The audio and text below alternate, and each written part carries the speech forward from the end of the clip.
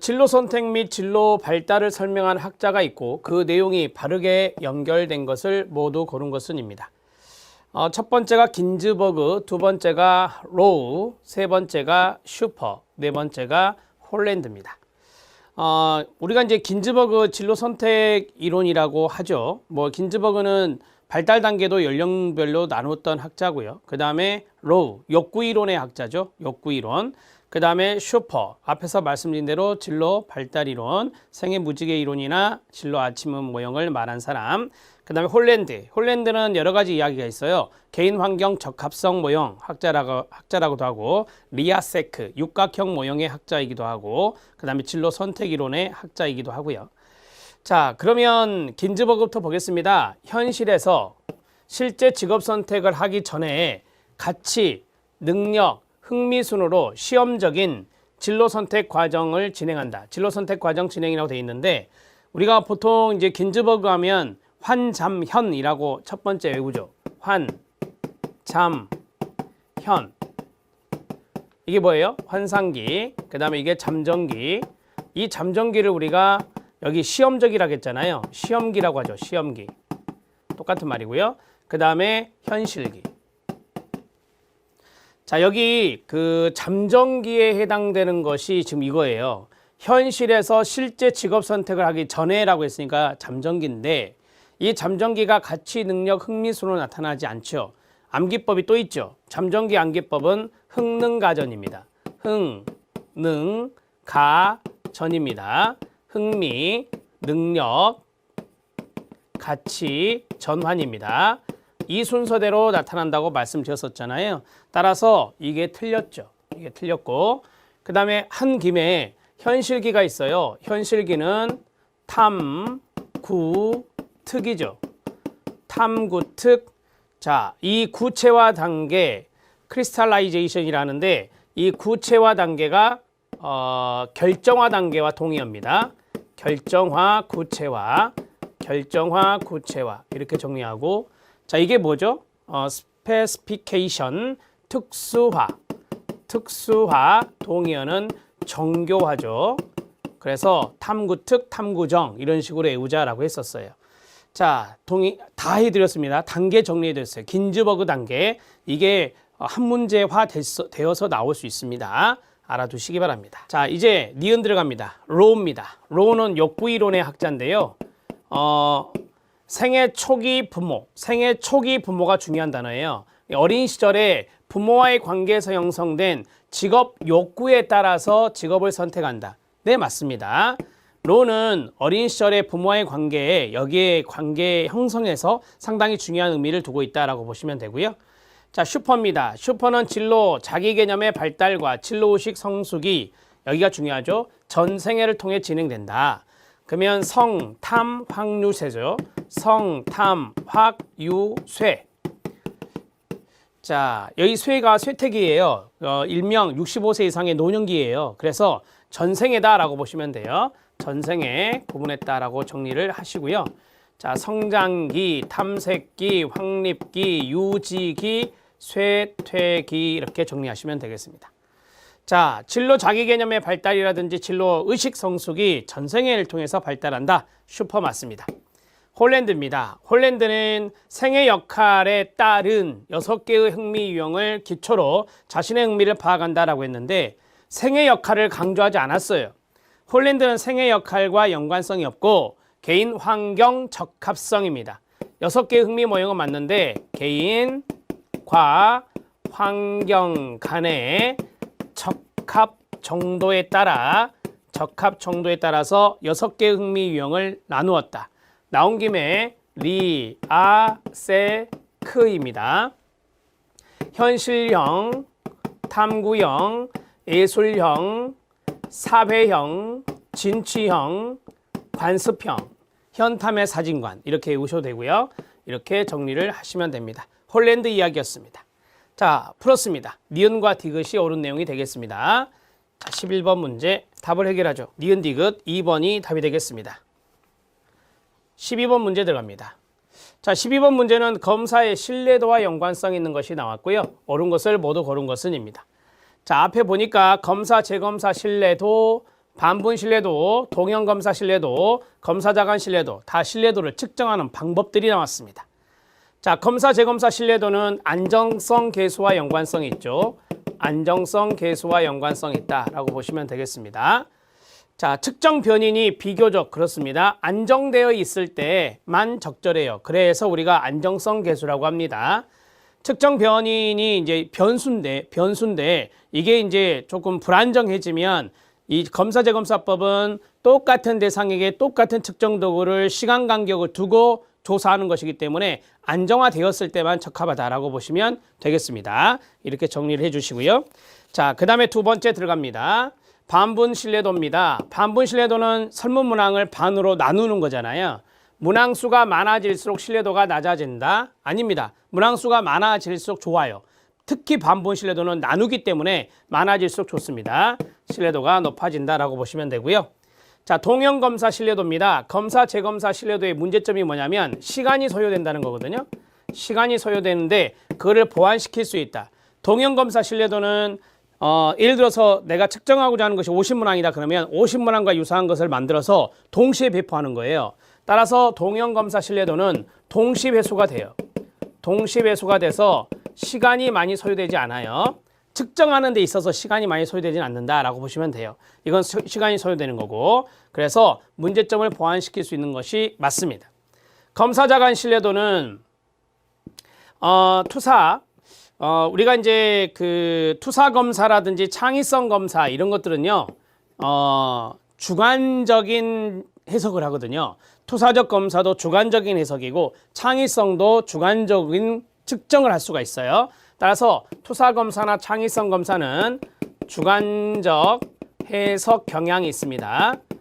해석 경향이 있는 것이다 라고 보시면 되고, 자, 그러면 검사자간 신뢰도, 검사자가 여러 명이에요. 검사자마다 신뢰도를 파악하는 것이 좀 다를 수 있겠죠. 따라서 이것도 주관적인 측정 방법이에요.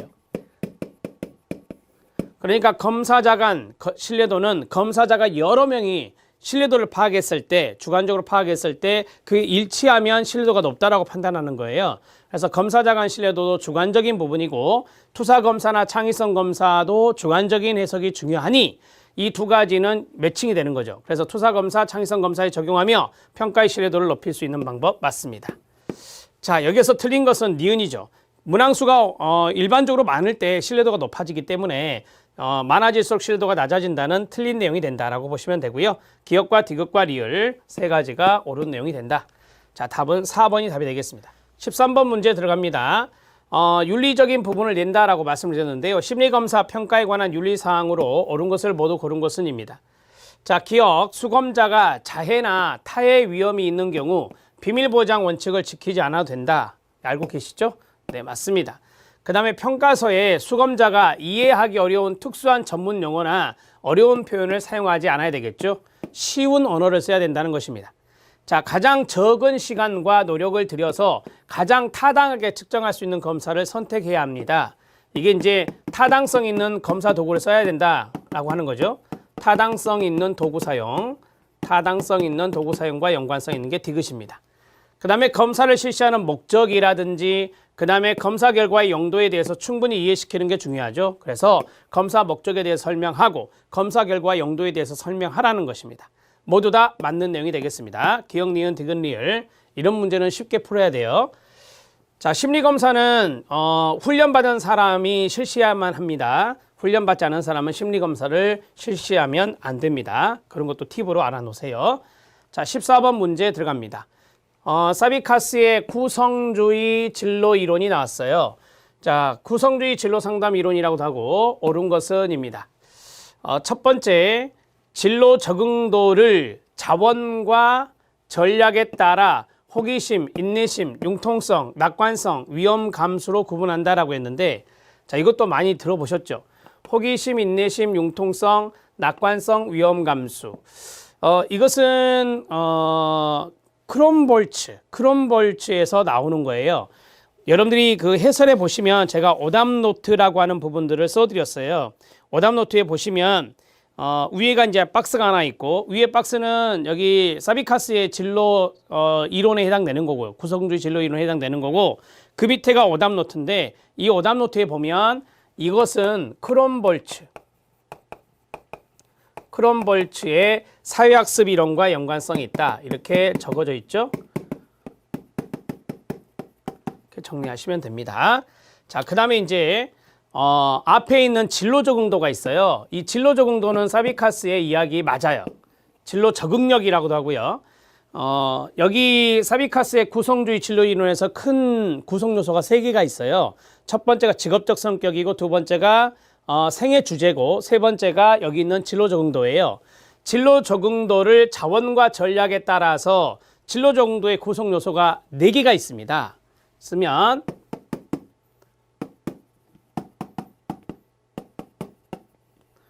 진로 적응도 구성 요소 4가지 암기법 들어갑니다. 호, 자, 관, 통입니다. 호, 자, 관, 통입니다. 자, 호는 뭐냐? 호기심입니다. 그 다음에 자신감이고요. 그 다음에 관심이고요. 그 다음에 통제입니다. 이거 뒤에 한 문제 나올 겁니다. 자, 진로 적응도의 구성 요소의 암기법, 호, 자, 관, 통 이렇게 정리를 해 놓으십시오. 자, 2번 들어갑니다. 우리가 이제 구성주의 진로 이론에서 가장 중요한 것이 뭐냐면 자신의 주관적인 경험이 중요해요. 그런 것들을 이제 이야기로 구성해 나가면서 자신의 진로를 찾아가는 건데요. 개인의 주관적 경험과 진로 문제는 생애 주제와 관련성이 있다라고 했어요. 예, 맞습니다. 제가 앞에서 말씀드렸죠. 진로 적응도 생애 주제도 들어간다라고 했어요. 그런데 여기서 더 중요한 것은 주관적인 경험이라는 거예요. 개인 내담자의 주관적인 경험, 진로 문제 이런 것들은 생애 주제와 관련성 있게 이야기를 전개해 나가야 되겠죠. 진로 적응도를 계획된 우연의 맥락에서 태도, 신념, 역량으로 구성한다라고 했는데 여러분 여기 계획된 우연이라는 단어 누가 말했어요? 이것도 크롬볼츠죠. 이것도 크롬볼츠예요. 크롬볼츠. 자, 크롬볼츠의 사회학습 이론이에요. 이것도 크롬볼츠의 사회학습 이론. 진로를 성숙해 나가고 진로를 결정하는 데 있어서 흥미나 적성 이런 것도 좋지만 이 살아가는 데 있어서 우연한 기회라는 것도 있더라. 그래서 그런 우연한 기회가 좋은 기회가 있을 때 진로를 결정할 수도 있다. 진로를 성숙해 나갈 수도 있다라고 말한 것이 계획된 우연이다. 이렇게 생각하시면 되고요. 자, 진로 적응도와 연관성 있는 단어 여기 3가지 나와요. 태도, 신념, 역량. 이것은 맞아요. 태도, 신념, 역량. 이 3가지 요소가 또 진로 적응도와 관련성이 있는 것이다 라고 보시면 됩니다. 자, 생애 주제는 가로, 자녀, 학생, 시민, 배우자, 부모. 이것을 본 것 같지 않습니까? 그렇습니다. 수퍼의 생애 무지개 이론이죠. 수퍼의 생애 무지개와 연관성이 있습니다. 이렇게 정리하시면 돼요. 자, 생애 주제라고 하는 단어는 사비카스의 구성주의 진로 이론과 연관성이 있지만 뒤에 있는 이러한 것들은 슈퍼가 이야기했던 내용들이다라고 보시면 됩니다. 생애 동안에 이런 역할을 한다는 거죠. 자녀 역할, 학생 역할, 시민 역할, 배우자 역할, 부모 역할 이런 것들을 우리가 주기별로 쭉 그렸을 때 무지개 모양이 나오죠. 그래서 생애 무지개 이론이다 이렇게 정리할 수 있습니다. 답을 해결했습니다. 2번입니다. 자, 15번 문제 들어갑니다. 브라운의 가치중심적 진로 접근 모형. 진로 상담에서 상담자가 유의해야 될 사항으로 옳지 않은 것은 이다. 여기에서 이제 중요한 의미가 있는 것이 이거. 가치란 단어를 꼭 기억하셔야 됩니다. 가치 중심적 진로 접근 모형이니 가치가 중요하다라고 보시면 되고요. 자, 여기에서 한 가지만 흥미는 중요치 않다. 흥미는 중요한 역할을 하지 않는다라고 보시면 돼요. 여러분들 해설에 잠깐 보시면 제가 밑줄을 쳐놨어요. 2번 흥미는 가치만큼 진로 결정에 큰 역할을 하지 않고 이 말 있죠. 흥미도 가치만큼 진로 결정에 큰 역할을 한다 이렇게 나오면 틀린 지문이 돼요. 그 밑줄에 형광펜 쳐주시면 되고요. 1번 들어갑니다. 내담자의 과거 경험에 대한 재해석과 재귀인에 유용한 구체적 자료를 살펴본다라고 했어요. 그러면 과거 경험에 대한 자료를 찾아본다는 건데 여기에서 정신분석을 느낄 수 있죠. 정신분석 상담과 연관성 있는 것이 바로 1번이 되겠습니다. 과거 경험, 트라우마가 있었던 과거 경험, 정신적인 트라우마가 있었던 과거 경험에 대해서 이러한 재해석 재규인의 유용한 그러한 구체적 자료를 살펴보는 것은 정신분석 상담과 연관성이 있습니다. 자, 2번 양적 질적인 방법으로 가치를 평가하고 3번 직업 탐색 프로그램을 활용하여 내담자의 가치와 진로를 연결시켜주고 그 다음에 4번 가치의 우선순위가 매겨진 증거를 확인한다라고 했습니다. 따라서 2번, 3번, 4번에서 가치적인 부분들을 강조하고 있잖아요. 그래서 이것은 브라운의 가치중심적 진로 접근 모형과 연관성이 있다라고 보시면 됩니다. 답은 1번입니다. 첫 번째는 가치 평가를 한다라고 되어 있고요. 두 번째는 직업 탐색 프로그램을 써서 가치와 진로를 연결시킨다 했고요. 그 다음에 가치에도 우선순위가 있죠. 가치의 우선순위의 증거 이런 것들을 찾아볼 필요가 있겠습니다. 답은 1번입니다. 16번 문제 들어갑니다. 홀랜드의 진로 탐색 검사입니다. 홀랜드의 진로 탐색 검사에 대한 설명으로 옳은 것은 이다 라고 했어요. 자, 홀랜드의 직업 탐색 검사는 육각형 모형을 살펴보는 것이다 라고 아까 말씀드렸는데요. 집단 검사로 할 수 없나요? 사용할 수 있습니다. 개인도 가능하고 집단 검사도 가능합니다. 결과를 해석할 때는요. 일관성을 볼 수 있고 변별성을 볼 수 있고 긍정응답률을 고려한다. 네, 맞습니다. 자, 일관성, 일치성, 정체성, 그 다음에 변별성, 그 다음에 계측성 이런 것들이 있거든요. 이러한 것들을 쭉 살펴보는 것인데 일관성 같은 경우는 인접한 것일수록 리아세크에서 인접한 것일수록 유사성이 있다라고 하는 것을 일관성이라고 말을 하죠. 자, 변별성이라고 하는 것은 어떤 것은 유사성이 있고 어떤 것은 유사성이 없는지 이러한 것들을 보는 거예요. 예를 들어서 상담사라면 사회성이라고 하는 것이 상당히 크게 나와야 됩니다. 그리고 이제 현실형이라고 하는 거 있잖아요. 현실적, R에 해당되는 거. 현실적에 대한 것들은 낮게 나와야 되잖아요. 이게 이제 일종의 변별성이에요. 그래서 그런 변별성도 판단해 볼 수 있는 거예요. 그 다음에 긍정응답률이 있는데 긍정응답률은 말 그대로예요. 예 체킹한 것이나 좋아한다에 체킹한 거 긍정에 응답한 것들이 많으면 많을수록 바로 그 사람의 흥미도가 나타난다. 흥미, 선호도가 나타난다라고 보시면 되겠죠. 이런 것들을 고려해서 결과를 해석해라 라고 하는 겁니다. 자, 리아세크인데 이 L이 아니잖아요. L이 아니라 R입니다. 자, 다시 쓰면 리아세크 이렇게 정리가 돼야 돼요. 그 다음에 현실적 유형은 교육적인 활동이나 치료적인 활동을 좋아할까요? 아닙니다. 좋아하지 않습니다. 좋아하지 않는다.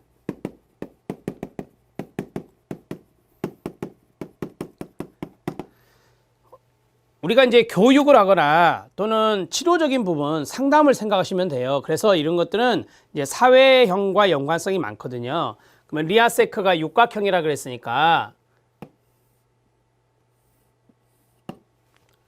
대충 그려보겠습니다.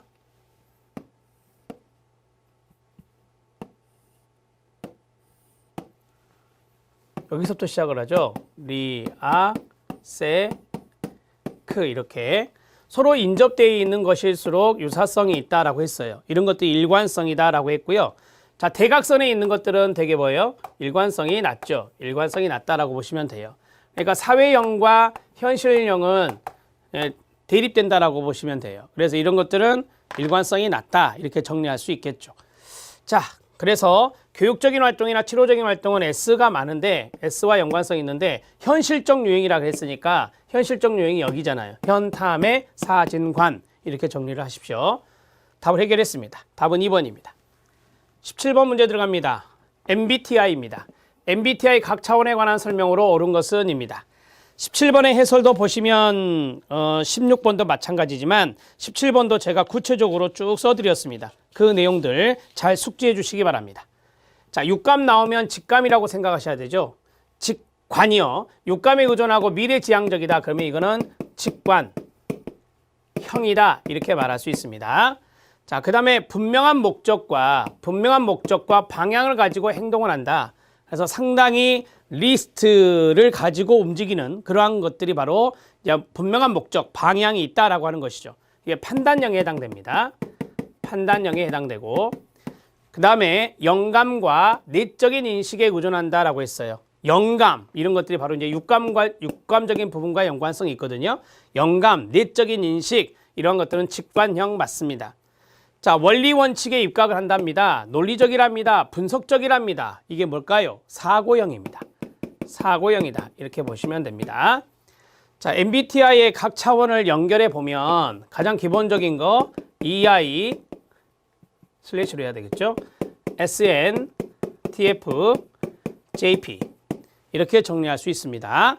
자, 이게 뭐죠? 외향, 내향 이게 뭐죠? 그렇습니다. 감각입니다. 그 다음에 이게 직관이고요. 사고, 감정, 판단, 인식형이라 합니다. 자, 이 여기 마지막에 P는 인식형이고 지각형입니다. 동의어예요. 인식형, 지각형과 동의어. 이렇게 정리를 하십시오. EISNTFJP 이렇게 정리해 놓으시고요. 답은 3번입니다.